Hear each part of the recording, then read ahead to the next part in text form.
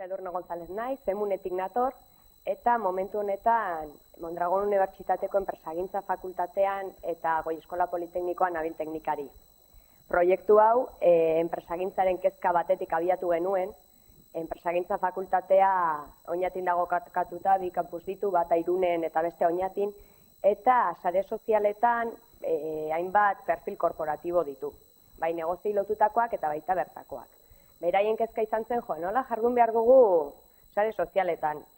Perfil bakarra eduki behar du hizkuntza bakoitzak, edo hizkuntza guztiak perfil berdinean kudeatu behar ditugu, nola jokatu Twitterren, nola Facebooken. Gu ere momentu horretan gai hori ez ezaguna zen guretzat, eta orduan besteek zer egiten zuten aztertu genuen. Hortan saiatu ginen, zer egiten duten besteek, eta horren arabera guk ere ikusiko dugu enpresagintzarentzat zer izan ziteken egokiena. Proiektu honetan, esan behar du Maite Goñik asko lagundu digula, hau izneterako proiektu bat izan da, eta beha izan da proiektuaren tutoria, eta beak jarraibide eta laguntza handia eman digu. Proiektuaren helburua, hau da, hemen jartzen dezuen hau. Kontua da, ez bakarrik enpresagintza. Enpresa asko, geroz eta gehiago daude sare sozialetan edo enpresentzat beste komunikazio kanal bat da. Eta zalantzak daude hau kudeatzerako orduan, sare sozialetan hizkuntzak nola tratatu behar diren o ze forma den egokiena egiteko. Orduan, guk egin duguna da pixka bat adituek diotena jaso eta behatu beste enpresa batzuek zer egiten duten. Pixka bat, aurkezpen honetan saiatuko naiz lehenengo 2.0 eta sare sozialen inguruko azalpen laburtxo bat egiten, eta ondoren ja ikusiko dugu guk enpresa horietan nola aztertu dugun, eta gero enpresagintzan hau ze irizpide proposamen edo prestatu dugun enpresagintzarentzat. 2.0 hemen taula honetan 1.0 eta 2.0-ren arteko alde ikusten da. Nik esango nuke ora labur esan da 2.0 kultura bat dela, ez dela teknologia bat. Elkarrizketarako, kultura, iradokizunak egiteko, enpresetara ekarrita, modu honetan enpresak zer egiten duen erakutsi dezake, bezeroek ze iritzi duten, ez bakarri bezeroek gizarteak ze iritzi duen bere enpresari buruz, eta guzti hori konpartitu egin daiteke lehen, guk web orri bat enpresa batek web orri bat zuen, eta hor egiten zuena jartzen zuen. Ezekien, ezin zuen jaso ere beltzaileak ziritzi zuen. Danok egin dugu gure etxean, bizilagunen artean, familian, enpresa bati buruz, kotxe hau ez zai gustatzen, edo nahiago nuke airbaga hemen eukiko balu. Hori enpresek ez zuten entzuten, orain entzun egin dezakete. Eta, honek lotu da, enpresek ere hitz egin dezakete erabiltzailearekin, gizartearekin, guzti hori kontuan hartuta, enpresak hasi behar dira pentsatzen bere erabiltzaile bezero zei horrek ze hizkuntzatan nahi duen informazio guzti hori jaso. 2.0 munduakin gero sare sozialak daude. Sare sozialak dira online komunitateak. Komunitatean lehen esan dugun bezala beti egon dira, baina orain online daude baita. Esaten dute sare sozialek lurrun makinak ekarri duen iraultza antzeko bat edo ekarri duela. Ekarriko dutela o ekarri dutela.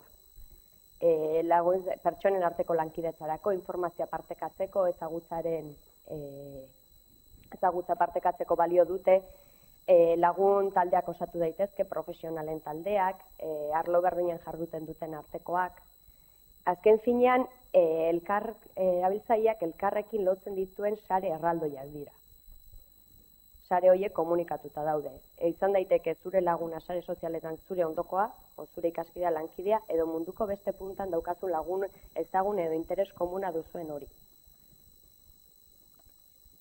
Hortan, lehen esan duen bezala, sare sozial hauek enpresa eta erakunde askoren komunikazio kanal bihurtu dira, hau da, beraien bezero eta erabiltzaileekin jarduteko.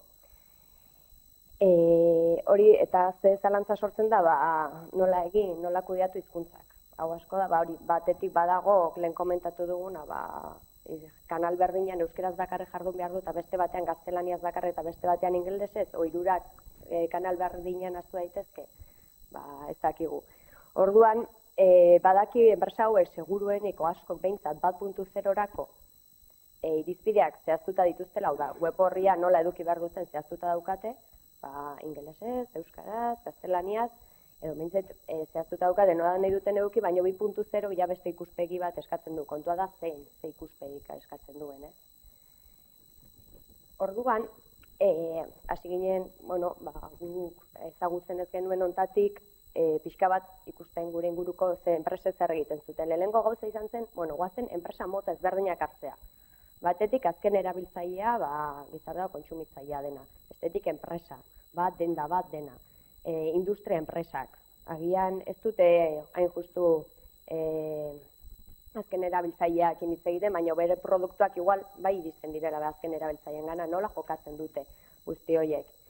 Eta enpresa multzokatu ondoren, hasi ginen beraien Twitter kontuak aztertzen. Badakigu beste sare sozial batzuk ere badaudela, Facebook, 20, LinkedIn, beste 1000 egon daitezke, baina guk Twitter aukeratu genuen eta Twitter enpresa hauen Twitterreko kontuak aztertu eta behatu batetik. Neurketa bat, kuantitatiboa egin genuen, eta horretarako UMAP tresna erabili dugu. UMAP da kodesintase garatutako tresna bat, Twitterreko jardun guztia batzen duena, euskarazko jardun guztia. Orduan, UMAPen sartzeko aukera den badukazue, ikusi dezakezue, euskaraz jarduten duen pertsona horrek, egin jarri dituen tweet guztietatik zenbait egin dituen euskeraz. Hori alde batetik, eta hor, emaitza kuantitatibo bat hartatzen zaigu, 500 tweet egin dituen enpresa honek, eta horietatik 250 euskeraz izan dira. Eta bestetik, beste azterketa bota bat egin dugu, jakiteko nola kudeatzen duen. Hau da, zer dauka enpresa horrek, kanal bakar bat Twitterren? Hau da, Fagorrek. Kanal bat, euskeraz, edo gaztelaniaz, edo inglesez, bakarra, eta orduan informazioa hor zabaltzen duena hizkuntza horretan egiten du, edo kanal korporatibo bakar bat dauka eta 3 hizkuntzatan jarduten duen hor. Orduan alde batetik, horiek identifikatuta ikusten genuen ze hizkuntzari ematen dio lehentasuna. Beira, Euskadiko Kutxak lehenengo mezua euskaraz jartzen du eta ondoren gaztelaniaz, edo alderantziz, edo beira, inglesa ere erabiltzen dute. Orduan pixka bat behaketaz guzti hau apuntatzen joan ginen. Orduan, beste gauza bat irizpide honetan neurtu dugunak Twitterren elkarrizketa gertatu daiteke. Orduan, elkarrizketa hauek nola gertatzen da? Ni erabiltzaile bezero naizen honek galdera bat egiten dut Twitterren, o beste sare sozial baten, enpresak ze hizkuntzatan erantzuten du. Eta beste aukera bat dago, retweetena, dela nolabait beste erabiltzaile batek bere horman edo jarri duen hori zure hormara ekartzea. Orduan, esaten duzu, beira honek esan du hau, baino jartzen duen nire perfilean. Eta behar horiek bere horretan mantentzen dituzten edo aldatu egiten dituzten itzuli, edo ingelesez balimazan ingelesez bakarrik utzi, edo gaztelania itzuli, edo euskerara itzuli. Eta pixka bat, behaketa hori egin dugu. Aukeratu ditugun enpresak, hauek izan dira, batetik finantza entitateak, Euskadiko Kutxa eta KAN. Euskadiko Kutxa hartu dugu, aukeratzeakoan ere, jarduna Twitterren presentzia izan behar zuten, ez zuen balio hilabetean behin mezu bat jartzea. Behartzan, jardun bat neurtu izateko. Orduan Euskadiko Kutxak bat zuen, baina Euskadiko Kutxa hemengo finantza entitate bat da, eta beste sukursal batzuk edo ditu Espainian. Orduan, bere bezeroekin nola hitz egiten du Euskadiko Kutxak, hori neurtu genuen. Beste bat KAN, oantxe ustez fusionatu egin dela, baina momentu horretan ez. Eta KANena zergatik hartu dugun, KANek EAen sukursal bat jarri duenean, beste hizkuntzarekin lotutako errotuloa kontratazioetan euskera kontuan hartu du. Orduan esaten genuen hori egin behar du, bere sukursaletan, igual sarean baita ere. Eta, bere Twitterreko jarduna neurtu genuen. Industria enpresetan, Fagor Industrial, Fagor Automotion, Ulma Fundaziokoa, Danobat, Soraluz eta Mondragon. Badakigu Mondragon ez dela industria enpresa, baino hartu nahi genuen Mondragon korporazioaren jarduna eta momentu horretan multzo hortan kokatu genuen. Eta hauek zergatik, hauetako batzuk azken erabiltzaileera iristen die, hau da, zuzenean produzitu denda batetik pasota azken erabiltzaileena, beste batzuk, beste enpresa batzu handientzako edo egiten dute lan, eta adibidez Ulma Fundaziokoa ez da hain justu, bere produktu ez bakarrikari, baino, industria enpresa izan da interesgarri eritu zitzaigun neurtzea. Bestetik unibertsitateak, nola ez, enpresagintzarentzako zerbait nahi genuen, beste unibertsitateak ere zer egiten zuten jakin nahi genuen. eta bukatzeko banaketakoak. Eroski, hemengoa da, baino Espainia osoan ditu dendako supermerkatuak, ternua, hau izan zen, ternuak 3 hizkuntzatan egiten du, bai Facebooken eta bai Twitterren. Ternua hemengoa da, baina mundu guztian saltzen du. Eta 3 hizkuntzatan, nola funtzionatzen du ternuako esto? Berdin orbeak, kasua kontrakoa da. Hemengoa da, hemen ere saltzen du, baina Ameriketan, Estatu Batuetan zuzen, badauka bezero asko ditu, eta bere jardun handiena ingelesez egiten du, bakarrik. Agian, beraiek ere esaten dute, jarraitzaile gehiago dituztelakoan, jendeak iradokizun gehiago egiten dizki, ekarpen gehiago jasotzen dituzte publiko hortatik. Erabaki bat da azkenean, eta guk enpresagintzako ere erabaki bat behar genuen. Orduan, azterketa hontatik atera genituen ondorio nagusianak hauek izan ziren. Enpresa gehienek kanal bakarra zuten hizkuntza guztietarako. Eta batzuek, esan duten bezala orbearen kasua ingelesez bakarrik egiten dute, gaur industrialek gaztelaniaz bakarrik, baino ternuan kasua eta bezala 3 hizkuntzetan adibidez. Unibertsitate gehienek, ez denak, 2 hizkuntzetan, eta kanal bat baino gehiago zituen bakarra Fagor Automotion izan zen. Fagor Automotionek 3 kontu zituen, Fagor Automotion ofiziala izango zela ingelesez, beste bat azimarra ez gaztelaniaz eta azimarra euskeraz. Informazio berdina errepikatzen zuen 3 leku ezberdinetan. Orduan zu jarraitzaile intziteken euskerazko kanalerena, gaztelaniazkoarena o ingelesezkoena. Elkarrizketak gertatzen ziren kanal bakoitzean bat. Justo gu nortu genuen elkarrizketarik etzen egon, baino... Eta hori, elkarrizketenen kasuan, ikusi genuen nola jokatzen zuten, enpresa gehienek elkarrizketa hasi, erabiltzaileak elkarrizketa hasi zuen hizkuntzan jarraitzen zuten. Euskadiko Kutxari galdera bat egiten zionean norbait, ontolatu zuen zozketa baten inguruan, saribanaketa baten inguruan, euskeraz egin badio, Euskadiko Kutxak euskeraz bakarrik erantzuten zuen. Eta hori gehienak errepikatzen da enpresa gehienetan. Eta berdina gertatzen da retweetekin, hau da. Zuk beste batek esandakoa zure hormara ekartzen duzunean, inorrek ez zuen moldatzen edo itzultzen beste tweet batean. Mantentzen zuten jatorrizko hizkuntza hori. Orduan, guzti hau ikusita, jasi ginen enpresagintzakoa lan zen. Orduan, lehenengo gauza izan zen, enpresak zenbait kanal korporatibo dituen. Ez dauka bakarri bat, negoziei lotuta ere baditu batzuk, EMIK ikerketa zentroa ere hor dago. Orduan, zerrenatu genuen hemen Twitterren zenbait kanal korporatibo daude. Negoziei lotutakoak, enpresagintzakoa, zerrendak egin. Berdin Facebooken, blogetan, slidesharren, aurkezpenak sarean jartzeko tresna batzean, eta 2 iturriak identifikatuta adierazle batzu definitu genituen. Eta hemen neurketarako ez dugu map erabili, neurketa eskuz egin dugu. Hartu dugu 4 hilabetetako epe bat, eta eskuz kontatu ditugu enpresagintzak zenbait tweet o mezu iradokizun egin dituen euskera, zenbait gaztelaniaz eta zenbait ingelesez.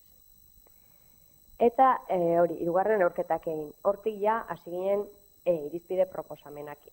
Ikusita hemengo informazioa badaukagu, zer gustatzen zaigun batetik, zer gustatzen zitzaigun bestetik, adibidez IMH-ren kasutik hemen gaudela.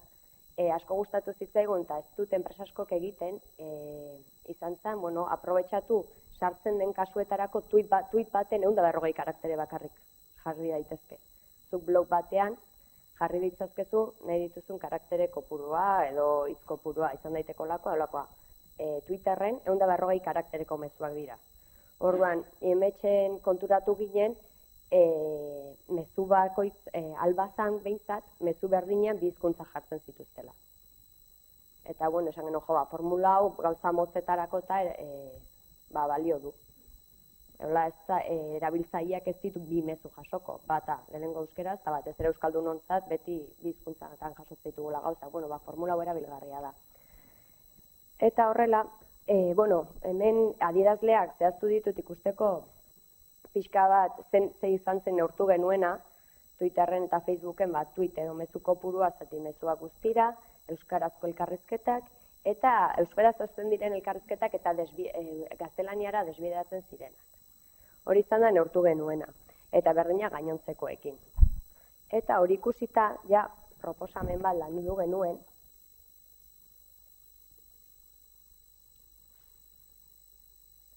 hauxe, eta hemen gutxi gora bera zehazten dena da, batetik, community manager saregile lanak egingo dituen pertsonaren perfila. Pertsona hori, gutxienez, enpresagintzaren kasuan elebiduna izan behar du. Eta ingelesez ere jarduten dutenez, ingelesa ere jakin behar du. Azkenean, pertsona hori izango da, kontu horiek elikatuko dituena, enpresagintzako informazioa sare sozialen bidez zabalduko duena. Eta orduan lehenengo gauza hori community manager saregile lanak egingo dituen pertsona horren perfila zehaztu genuen. Eta ondoren, tresna edo aplikazio jun ginen irizpidea zehazten.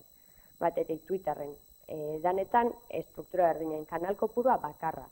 Guk batetik kudeak eta lanetarako, bi kanal eukitzek uste dugu zailtasunak sortzen dituela, eta orduan kanal bakarraren alde egin dugu enpresagintzan, proposamen bat besterik ez da, oraindik ez da onartu. Eta ondoren, hor daudena, kanal bakoitzari enpresari buruzko informazioa sartu daiteke, guk horre esate dugu gutxienez euskeraz, gero nahi den hizkuntzetan, baina gutxienez euskeraz. Hizkuntzak, enpresagintzaren kasuan 3. Eta gero irizpideetan sartzen bagara, lehenengo primizia moduan guk esaten dugu euskerazko mezua zabaltzea lehenengo. Hola, primizia euskarak izango du. Eta handik pixkatera, gaztelaniazkoa pixkatera ordu erdi izan daitekela. Eta hor Twitterrek ditun beste aukera batzu, nola baita etiketatzeko aukerak eta izen horiek sortzen diren izenak, hashtag esaten zaion horiek, euskeraz sortzea, nola baita hizkuntzari ere bisibilitatea emateko. Retweeten kasuan, guk egiten dugu jatorrizko hizkuntzan egitea retweeta, eta elkarrizketen kasuan erabiltzaileak galdetzen digun hizkuntzan erantzutea. Berdina Facebookerako, hemen ere kanalari buruzko informazioa jartzeko aukera dago, beraz gutxienez euskeraz, eta edukietan berdin. Lehentasuna beti euskerazkoari, eta gero argazkiak igotzen baditugu, argazkien karpetak sortzen baditugu, karpeta horien izenak euskeraz jartzea, eta elkarrizketen kasuan berdin egitea partekatzeak. Vimeo bideoen kontuarekin hemen hartu dugu EMEU telebistak, Mondragon Unibertsitateko interneteko telebistak, erabiltzen duen irizpide berdina erabiltzea proposatzen dugu. Oda, bideoak euskeraz grabatuko dira. Interlokutoreak edo euskeraz balin badaki grabatuak, euskeraz badaki horrela grabatuko da. Eta azpititulatuko da gaztelaniaz eta ingelesez.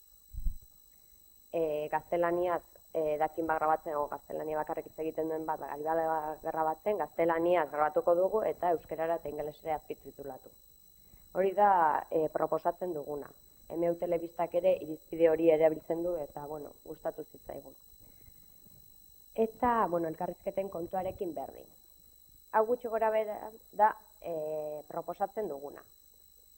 Hala ere, ez zaigu iruditzen nola irizpide horiek balio dute, baina sare sozialetan askotan enpresako kanal korporatiboak ez ezik badaude pertsona batzuk seguruenik jarraitzaile gehiago dituztenak, enpresa horretako pertsona estrategikoak direnak, edo kontatzen dutena, enpresari buruz interesgarriago edo modu erakargarriagoan kontatzen dutelako jende gehiago jarraitzen dituela.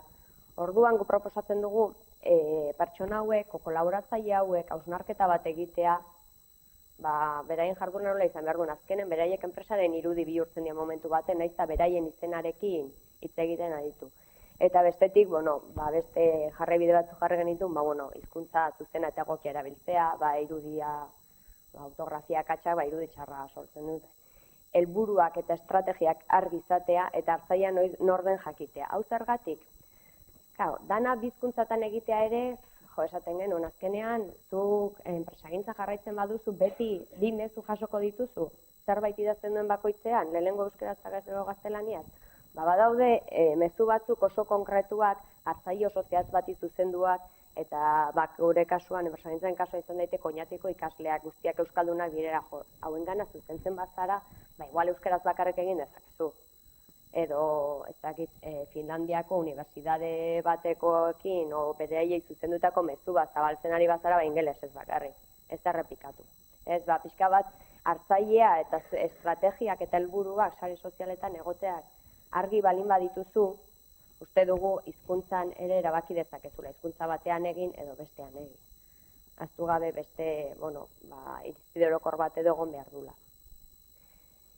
Eta gero bukatzeko nahi nizuen komentatu ez dakit gustatu zaizuen o ulertu den edo emunek enpresagintzak